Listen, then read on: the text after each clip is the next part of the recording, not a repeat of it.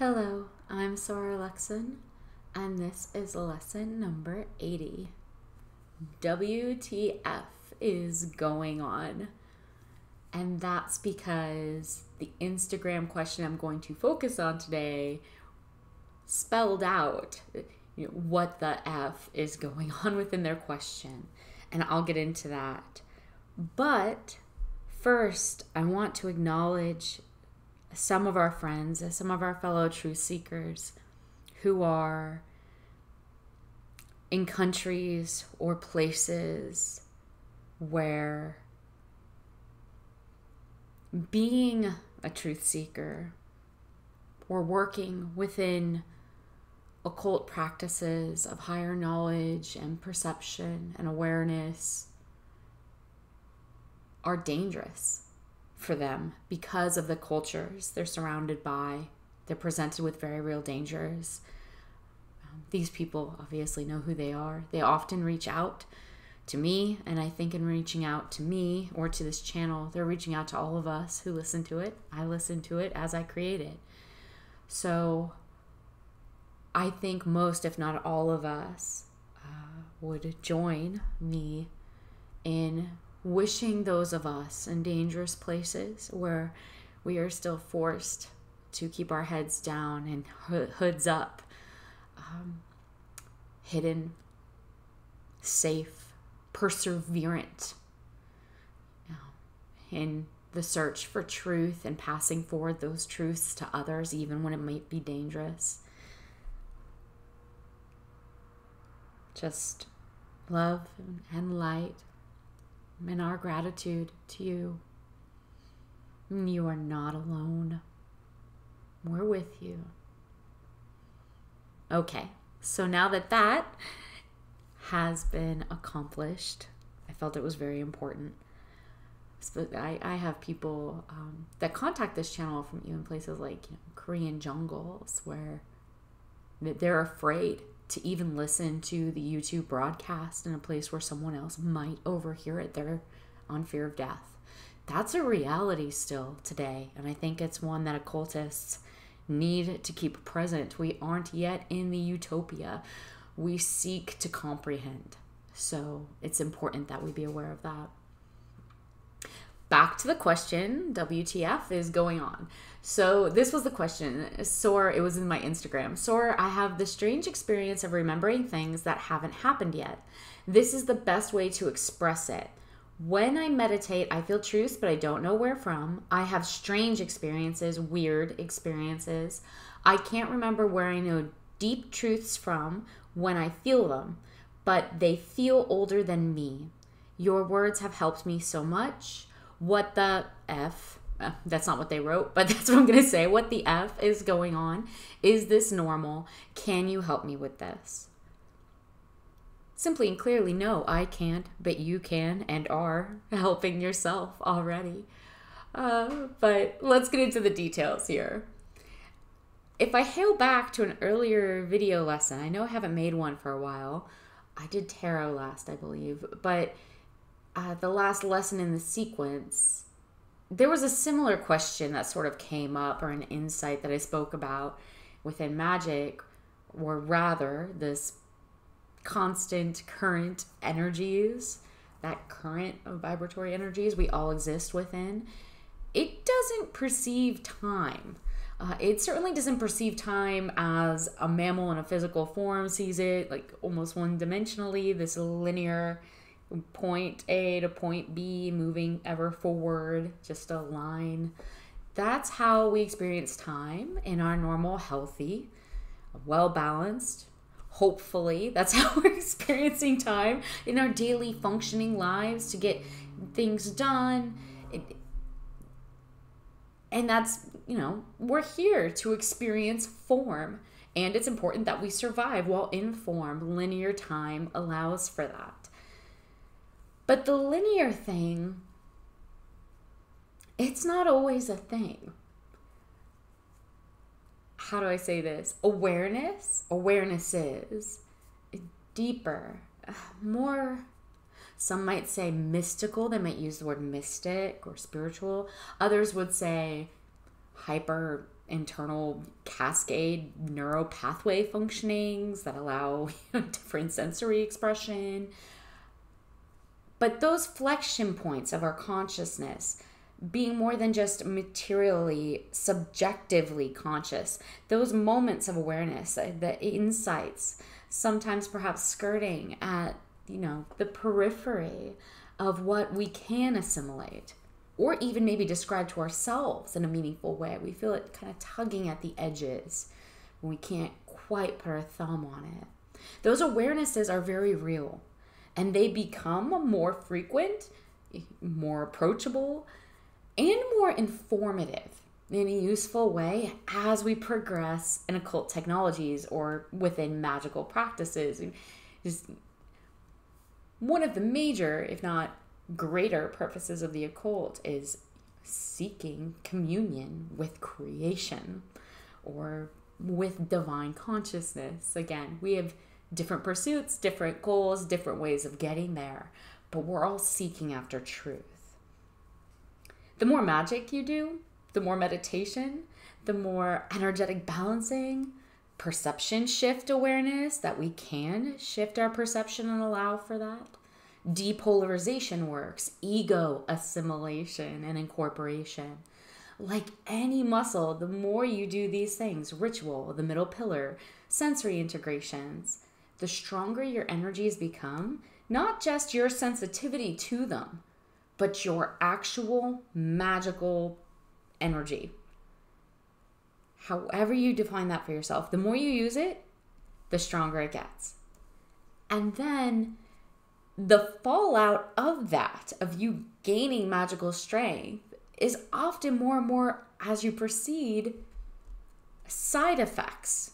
Now, I don't mean bad, the way most of us have been conditioned to hear that word, in relation to things like medication, per se. Side effect, an occurrence that happens not consecutive or central to, but on the side of original functioning intention. So a side effect of magical prowess, of magical power building, a symptom of the evolution that's being gone through within the practitioner, is things like this: remembering things or knowing things as if you're remembering them that haven't happened yet. Normal side effect of the occult. Deeper truths or understandings and you don't know where they're coming from. Side effect of the occult, of magical power beginning to build. Somewhere along the way, it's also very normal to get ridiculously, some would say impossibly, interesting skill sets, abilities, maybe like super impossibly acute senses. Trying to think of a specific example, as I often do. Let's say a very acute sense of smell, almost miraculously so, impossibly so. Spontaneously at first, seemingly for no reason, wildly uncontrolled by you who's experiencing it. You're sitting in your living room, everything suddenly reeks of teriyaki sauce. There's no food in your house, in your apartment. There's no teriyaki sauce in your living room. You're not eating, but it is so strong. It's as if someone's holding a bowl of warm teriyaki beef, noodles, vegetables under your nose, and you have no idea where that smell is coming from. Maybe now you're wondering one of two things. Am I going crazy, right? Or is something medically wrong with me? Let's say three things. You're wondering maybe three things, tripartite. Jump the gun a bit there. So am I going crazy? Is something medically wrong with me, or is it ascending? Maybe it's a message from my HGA, right, who's invisibly having lunch next to me. I don't know. We think a lot of things, especially when we're beginning. I've watched neos respond to this specific sort of thing, a heightened sense of smell, seemingly impossible heightened sense of smell, with a very conditioned response of ghost. And people that haven't been initiated formally or informally into occult technologies or mysteries will often be conditioned to think the same thing when what they're experiencing is a heightened sensory or an extrasensory perception of some kind. They'll jump right to that Hollywood ghost, phantom smells. My apartment is haunted by someone who used to eat teriyaki a lot. Sometimes it can be so intense that, especially if the previous mental balancing training, non-reactive response integration, self-calming, cognition, rationalism, if they haven't done any of that and they're experiencing this, the psyche can and will revert to a fear state quite often. We, as occultists, we train in authority. We train in boundaries, control of our circle, to take firm hold of ourselves and our responsibility to ourselves and where our thoughts go. But without that to fall back on, or the training of that kind of mental muscle in moments of hesitation, distraction, or unrecognizable things, perhaps unrecognized yet weaknesses in ourselves that we simply haven't addressed yet. It's a journey. It's a spiral path. Fear can rise up and suddenly everything smells like warm teriyaki for some reason, but there's no food in this room, so I'm a neophyte or I'm a non-initiate. I must be having an aneurysm or a stroke, or there's a fatal mold that's in my sinuses or my glands, or a disease is affecting my brain. Now, to keep everything on the level, that can be a possibility. I am not saying that disease doesn't exist, that human frailty, weaknesses of our physical vessels don't happen. They do. If you ever start experiencing any sort of persistent hallucinatory effects, visually, audioly, aromatically, or anything that disturbs you or your ability to be happy or live well, immediately seek out help. A doctor, psychologist, therapist, someone with training in the field that you might be expressing a need for aid within. Talk therapy is a beautiful thing when done well. Truly great therapists, all the truly great therapists that I personally know, themselves experience therapy and its life-altering effects, which is why they then got into the field themselves. Right? Ask Michael Phelps.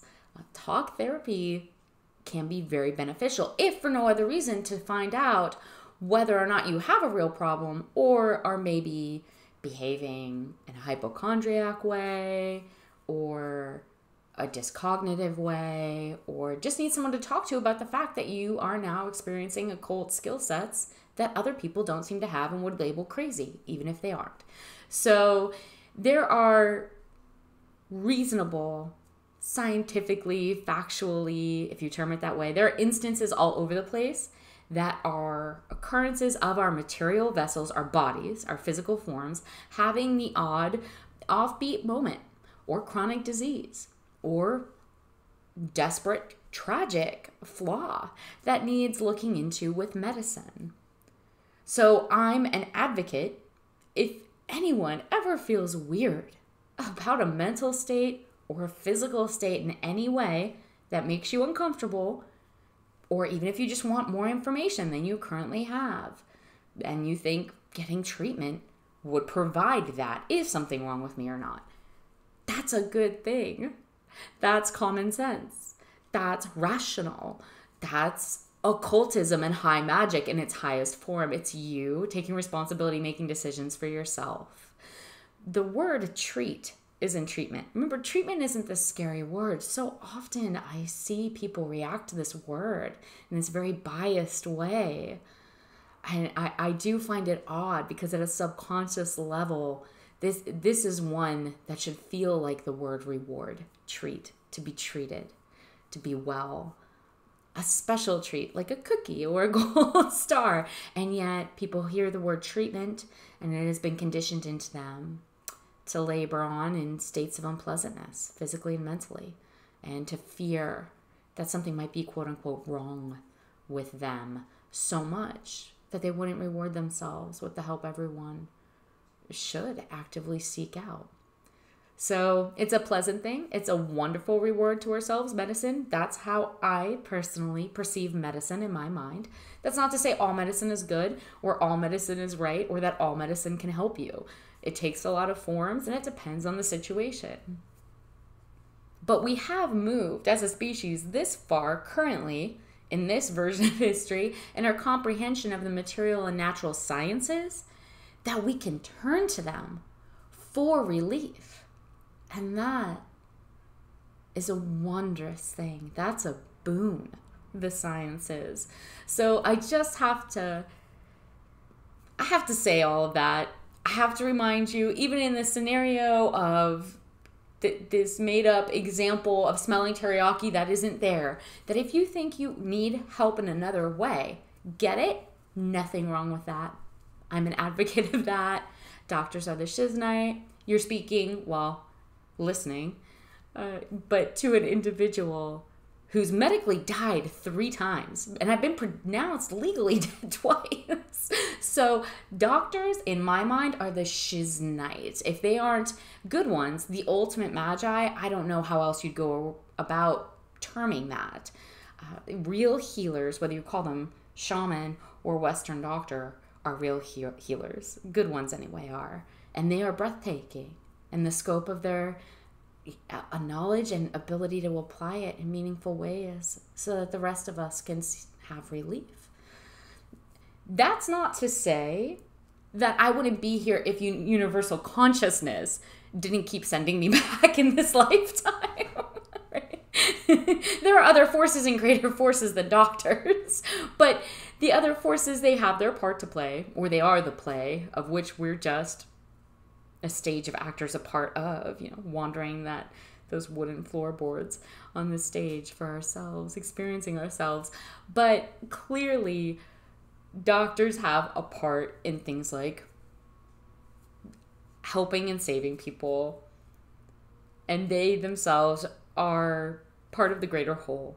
So if you think that you're hallucinating or just ever mentally uncomfortable, and there are so many versions of that, I advocate doctors, good doctors in all forms. Find one, chat them up. Most don't enter a lifetime of study because they don't want to help others. The entirety of the Rose Cross, the Rosicrucian orders, they're drenched, they're seeped in a history of medicines and healing. I practice higher Western Enochian arts, again, drenched, soaked in, advocates, court advocates of medicine. Moving on. Let's get back to our teriyaki ghost hallucination thing. So this happens to you. You're sitting there, you're smelling the teriyaki. And it isn't problematic. It isn't frightening. You're in full control of this moment. It isn't a health concern for you. It isn't maybe persistent. It isn't bothersome. But you just have no idea what or why this is going on. You can't put it happily, comfortably into a little box mentally and say, oh, this is why this is happening. So you move on with your day. You forgot your jacket at your friend's house. They're down the block. You head over there. They open the door. Bam. There's the smell. Huge bowl of teriyaki in their hands. They're having some lunch. And it's the exact same smell, down to the temperature of, say, the broth in the teriyaki, of the noodles or the meat, the spices used. This is the smell you are smelling. And you know it. You know this is the smell. This is the exact thing that you are experiencing from your house or your apartment in your living room down the street before you came into contact with it. And bone deep, you were smelling what they were smelling when they first made their food and began enjoying it. And it's impossible but that's the truth of what's happening. That is very normal in the occult. And you get it now. You can't codify it. You can't easily rationalize it. At least not yet, given your current level of understanding in occult technologies. But that is what's going on. You're completely aware of it. Yes, that sort of thing, seemingly impossibly heightened senses, for instance. Remembering things before they've happened. Impossible a priori knowledge systems. Seemingly impossible. Skills that you never learned, but have and seem to gain access to more readily the more you move on with your practices. Maybe smelling something before it's happened, or seeing or hearing it. Feeling truth here consciously in ways we can't always explain to our own consciousness. Not strange, not weird, very normal in the occult. Real thing, valid thing. Side effect of magical training. So if that or anything like that is going on for you, I wouldn't consider it odd. I wouldn't be all that worried about it. I'd continue in your practices. If it is odd, if you are worried about it, again, all sorts of resources out there, and I advocate jumping into them.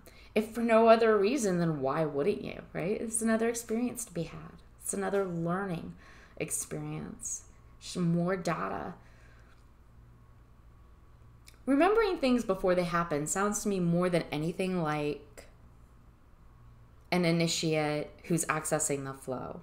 It's a signpost of doing well in your magical practices. Again, building up that magical energy, achieving access to what's always already been there, that you're always inundated with, but before we're unaware of. But now you are somewhat aware of it. You're beginning to process it, maybe not well, but you are starting to see it, starting to absorb it, and starting to be able to make use of it in meaningful ways. Again, at first, haphazardly, you don't know why, but it's like riding a bike. The more you do it, the less wobbly you'll be.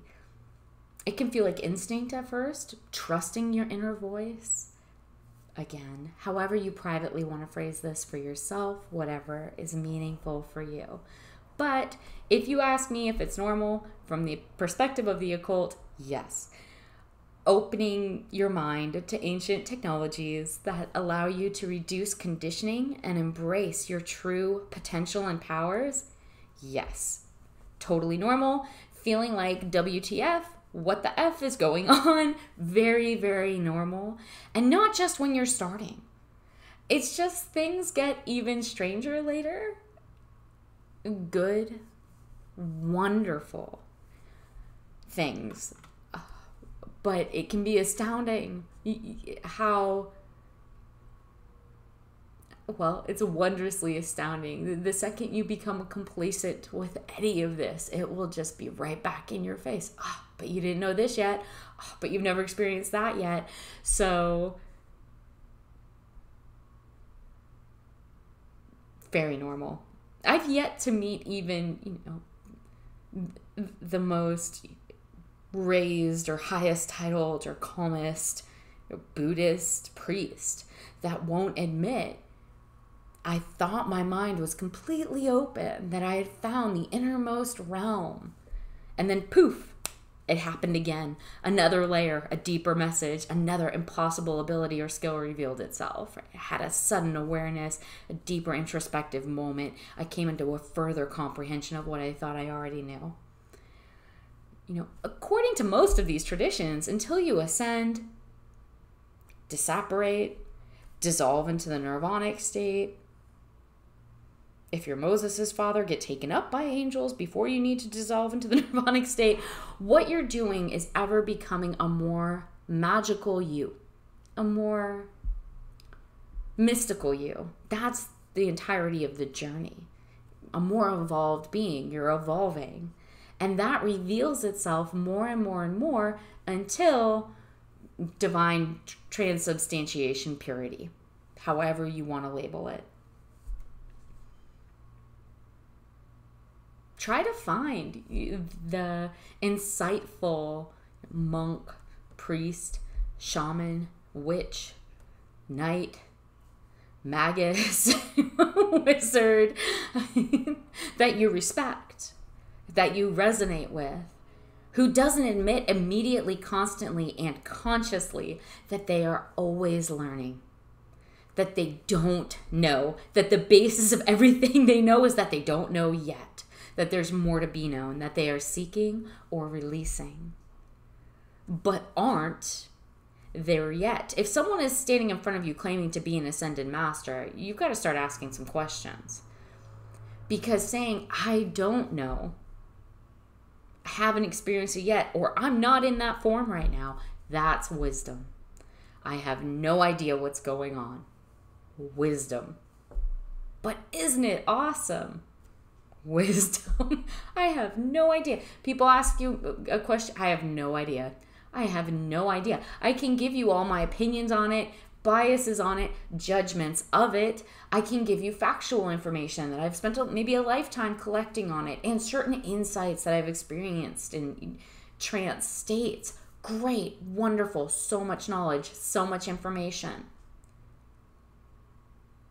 And I still don't know. Boom, that's wisdom. That sentence. And that's why you're probably paying attention in the first place.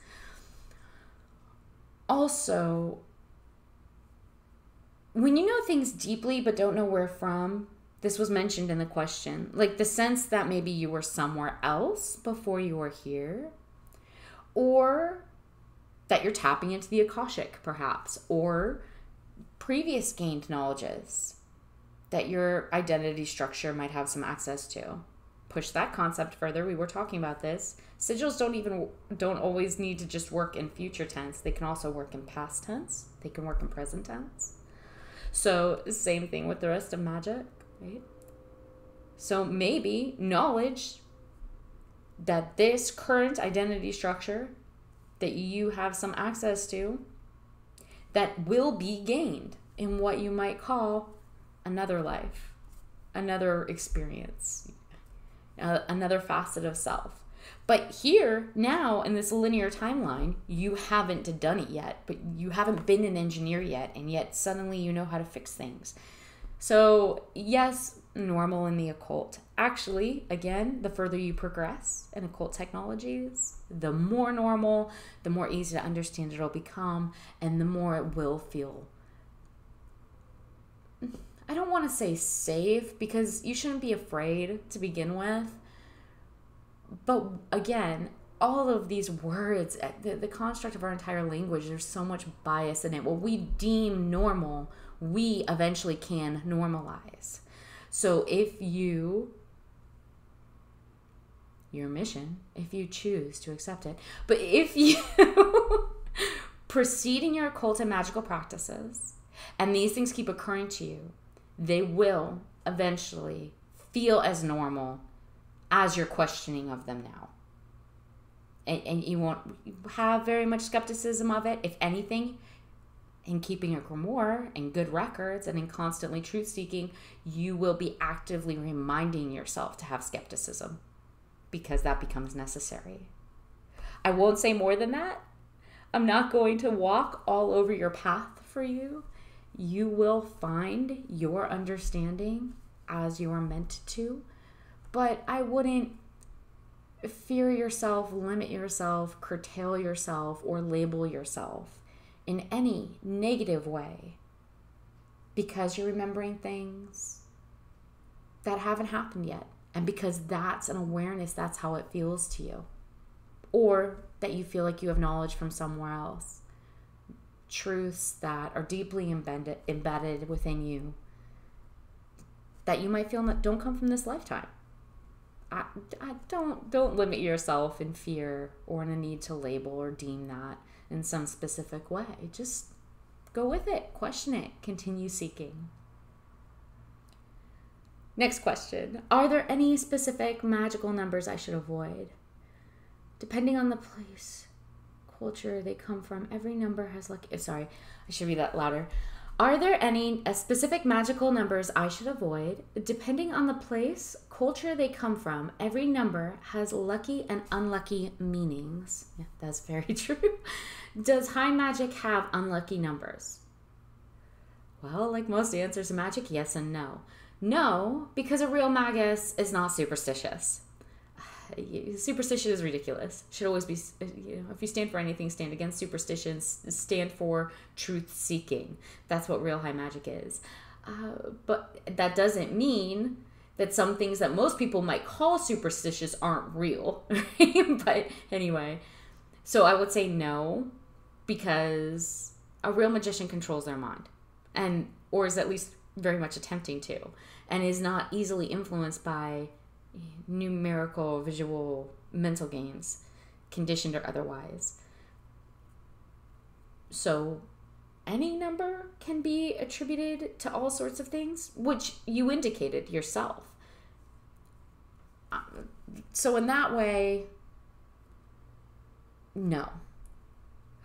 But in another way, if you're speaking to high Hermetic Western occultism, then and traditional techniques of learning and incorporating certain knowledge structures, then yes. 9 is unlucky. 9 is the number of endings, closure, finality, death. So, like most answers in magic, yes and no, right? So, in high magic specifically, in Western occultism, 9 is to be avoided unless you're willfully using it. You have sayings like in the 9th hour, bad stuff happens in the 9th hour. Jesus dies in the 9th hour. In the 3 p.m., the 333. So the old grammatical joke, why does 6 fear 7? Because 7, 8, 9. Right? There's a lot of hidden in plain sight knowledge kept in conveyance by oral traditions when it comes to high magic. We've heard these phrases, under the weather, on the level. These are occult phrases. 7, 8, 9 is one of those occult jokes. So 9 is the momenti mori, number, dead or death, right? It was eaten. A 9 also sounds a lot like the word for suffering or torture in Japan, where there are a lot of tech companies. So at some point in your studies or in your research, you're going to come across this line of thinking. Why does Apple, Microsoft, big companies avoid this number? Like they won't have a Series 9. They'll jump from 8 to 10. Because a lot of tech companies manufacture in Japan and in China. And in 9, especially in retail, it sounds like in Japan, the word sounds like torture, hurt, suffering. So in the same way we say avoid 13th floors in a North American Western hotel, like if you were to go to Las Vegas, most of those hotels don't have a 13th floor. They skip from 12 to 14. And there's no button for 13 in the elevator, right? It's as if it just doesn't exist. Same thing with 9, especially in Japan. And again, in high Western occultism, it's avoided. And then all the obvious stuff. If you're seeking to accomplish something out here in the world with numbers, then you have to understand what you're seeking to accomplish, how the numbers affect those that you're trying to create an effect on. So say selling an iPhone Series 5 watch. In China, you could price that watch at $666, which would read out 666. And that's a very lucky phrase in China. It means stuff going well, smooth sailing. But here in America, you'd avoid that phrase because you have Christian demographics that are mentally conditioned to avoid the sign of the beast, 666, and to never seek deeper meaning within it. Like visually, they're conditioned to avoid it.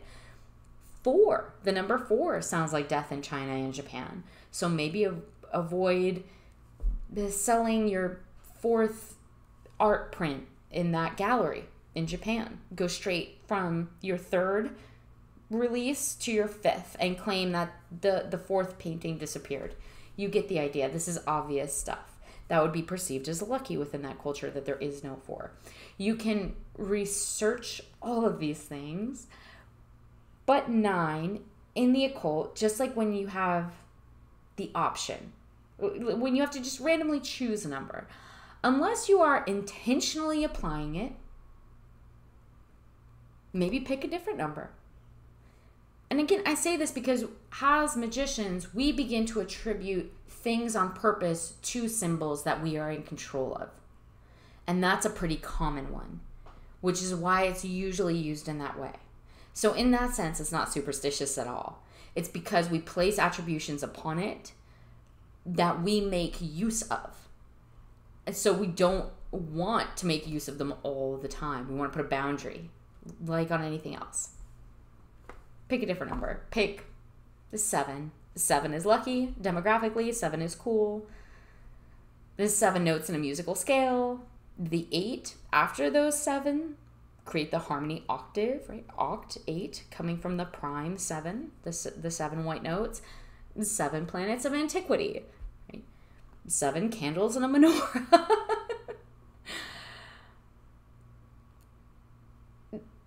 Moon, phase, about 7 days. How do we categorize our lives on a weekly basis? 7 days in a week. You take the materia 4 and the spiritual 3. You Kabbalic numbers, right? Add them up. Lucky number 7. 7 liberal arts from the Latin. The trivium 3, grammar, logic, rhetoric, right? And the quadrivium 4, music, arithmetic, stars, astronomy, geometry. So 3 and 4 all together, lump them together, 7 sacred liberal arts. 7 ages of man. For the anthropologists out there, 7 paths to heaven from ancient Egypt. 7 parts of the world in the Rig Veda. I like 7. We all like 7 in the occult. We've liked 7 here for a really long time in the mysteries. 7 spheres in the Mithric traditions. 7 organizes the entirety of the alchemical wedding, the Rosicrucian writings. Given the option, I go with 7. If it's just a random choice. But not so much that I have some biased superstition or conditioned response to it, any more than I have a biased superstition or conditioned response to the number 9. Sometimes 9 is useful. Sometimes something needs to be a 9. That's fine. Again, it's just something to remain aware of. Mind control, controlling your own mind. Or you're going to be blown around like an errant leaf by any passing breeze. Potentia scientia est. Knowledge is power. So, take the time to know. It's not necessarily good power, that's wisdom. But still, you asked. Are there lucky, unlucky numbers? Yeah. 7 is lucky in the occult, 9 is very unlucky. And you'll see this reflected in a lot of businesses in the modern day. At least those that have higher illuminated knowledges, that are luminaries within their fields. So if you're traveling, avoid 4, 9, 13. 13 is pretty much unlucky anywhere. 17. Not because you're superstitious or because you couldn't control energies associated with numbers, but simply because everyone else will be avoiding those numbers. So if everyone else is avoiding taking room 4 in China, you don't want to take that room just because it's available. It's likely to be the least often cleaned, the least often aired out. People avoid it. Right? It's not going to have good energies around it necessarily. At the very least, it already has a negative connotation in your own subconscious. Everyone else is avoiding it. So in addresses and purchases and photography, the path of least resistance is often beneficial in daily taskings, especially if it's a daily task where you aren't taking a knee as a knight with a sword, right? That isn't central to your greater journey. If you're trying to flip a coin to decide between the 7th or 9th coffee recipe on a menu somewhere, go with 7.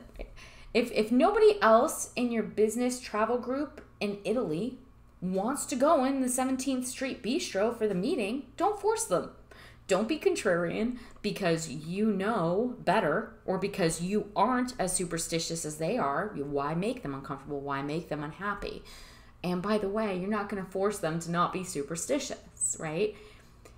And you know that superstition is ridiculous. In Italy, 17 is real bad.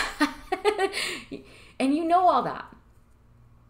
But, your new laterally positioned Italian counterpart manager from the local area, you don't need them thinking that you're bad luck or just ridiculously dumb, like don't know any better about local customs. I'm not saying be superstitious, but it isn't wrong to be aware of other people's superstitions. You don't cater to superstition, obviously. It is ridiculous, right? And you should stand against it in all ways and all forms. But sometimes standing against something doesn't mean acknowledging it and making a big deal about it, even in negation. So you don't have to be mindlessly oblivious and unaware of superstition in others, whether it's right or wrong, because it is ridiculous. But you also don't have to bring massive amounts of attention to it and give power to it by willfully trying to negate it. And you don't have to be the stick in the mud. So stand against it, sure, internally, voice it. Maybe offer that guy a private lunch to casually converse about why everyone wanted to avoid the 17th Street Bistro for the meeting, right? Talk about how superstition limits us and how beneficially empowering it is to be free of it. Once you've known him for 3 or more business meetings and you form some sort of a relationship and they're interested, but don't shoot yourself or them in the foot over meaningless drivel. Again, balance, right? Common sense, applied awareness. Fighting everything for the sake of fighting will not make your life simpler. But it also doesn't mean that you have to blithely assume that what everyone else is doing is right. I think the next lesson I'm going to do should be on Lebomancy. I'll try to remember that for next time. Until next time.